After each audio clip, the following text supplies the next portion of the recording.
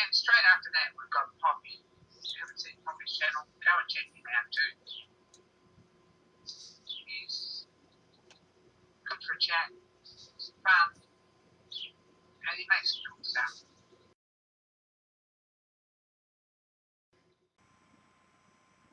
Yes, gang, that's right. That's right. It's Poppy's other workshop. Hey, gang, Poppy here. This is a quick little tip. Why should you take your dead microwave oven apart?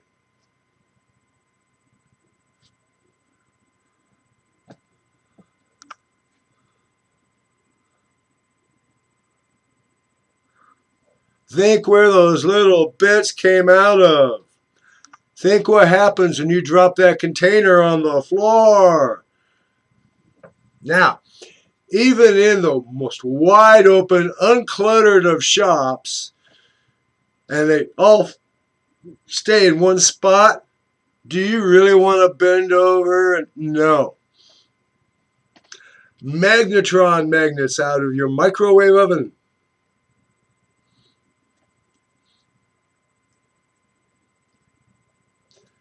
They are seriously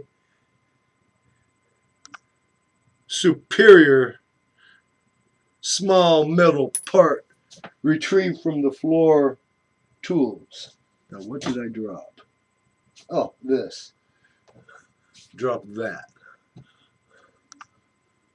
Anyway, quick tip. Plus, inside the magnetron, in microwave, there are these micro switches, and if the magnetron tube is what's gone bad, and the table still rotates, there's a little electric motor.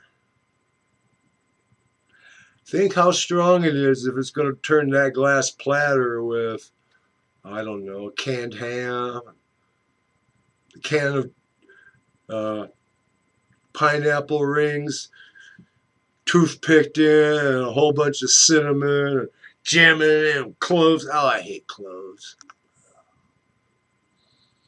Why people think that is a good flavor for anything, let alone ham.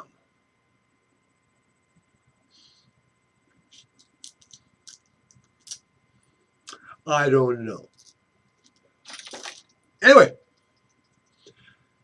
take your dead microwave apart. You get 2 of these, some switches, little motor. Maybe there's a ball bearing or 2, but don't count on it.